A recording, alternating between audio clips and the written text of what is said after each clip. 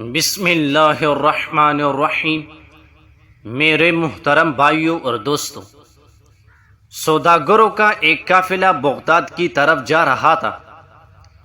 ان کے ساتھ ایک نوعمر لڑکا بھی تھا، جس کو اس کی ماں نے ہدایت دے کر اس قافلے کے ساتھ اس لیے کر دیا تھا کہ حفاظت کے ساتھ یہ منزل پر پہنچ جائے اور دین کا علم حاصل کر کے اللہ کے بندوں کو اللہ کی ہدایت اور روشنی دکھائے۔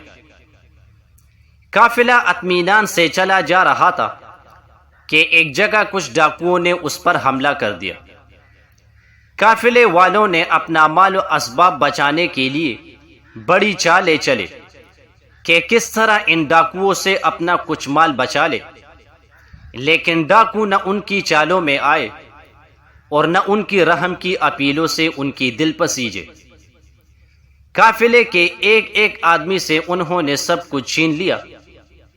ڈاکو جب اپنا کام کر چکے تو ان میں سے ایک نے اس نوعمر غریب اور پریشان حال بچے سے پوچھا، ڈاکو کہو میاں تمہارے پاس بھی کچھ ہے؟ نوعمر لڑکا، جی ہاں میرے پاس 40 دینار ہے۔ ڈاکو، تمہارے پاس 40 دینار ہے؟ ڈاکو کو یقین نہ آیا کہ اس ہستحال اور غریب کے پاس بلا 40 دینار کہاں سے آئے، اور اگر ہوتے بھی تو یہ ہمیں کیوں بتاتا۔ ڈاکو نے سوچا اور اس عجیب و غریب لڑکے کو اپنے سردار کے پاس لے گیا۔ ڈاکو، سردار اس لڑکے کو دیکھیے کہتا ہے کہ میرے پاس 40 دینار ہے۔ سردار، میاں صاحبزادے کیا واقعی تمہارے پاس دینار ہے؟ نوعمر لڑکا، جی ہاں میرے پاس 40 دینار ہے۔ سردار، بلا تمہارے پاس دینار کہاں رکھے ہیں؟ سردار نے غریب لڑکے کو حیرت سے دیکھتے ہوئے پوچھا۔ نوعمر لڑکا، جی میرے کمر سے ایک تیلی بندھی ہوئی ہے، اس میں ہے۔ سردار نے لڑکے کے کمر سے تیلی کھولی، دینار گنے، واقعی 40 دینار تھے۔ سردار حیرت سے کچھ دیر اس لڑکے کو دیکھتا رہا، پھر بولا، صاحبزادے تم کہاں جا رہے ہو؟ نوعمر لڑکا، میں دین کا علم حاصل کرنے کے لیے بغداد جا رہا ہوں۔ سردار، کیا وہاں تمہارے جاننے والا کوئی ہے؟ نوعمر لڑکا، جی نہیں، وہ ایک اجنبی شہر ہے۔ میری امی نے مجھے یہ 40 دینار دیے تھے کہ میں اطمینان کے ساتھ علم دین حاصل کر سکوں۔ اس اجنبی شہر میں میری ضروریات کا خیال کون کرے گا، اور کیوں کسی کا احسان اٹھاؤں؟ سردار بڑی حیرت اور دلچسپی کے ساتھ نوعمر لڑکے کی باتیں سن رہا تھا۔ اس کی سنجیدگی بڑھتی جا رہی تھی۔ وہ سوچ رہا تھا کہ اس نوعمر لڑکے نے یہ رقم چھپائی کیوں نہیں؟ اگر یہ نہ بتاتا تو میرے کسی ساتھی کو گمان بھی نہ ہوتا کہ اس پریشان حال مفلس لڑکے کے پاس بھی کچھ ہو سکتا ہے۔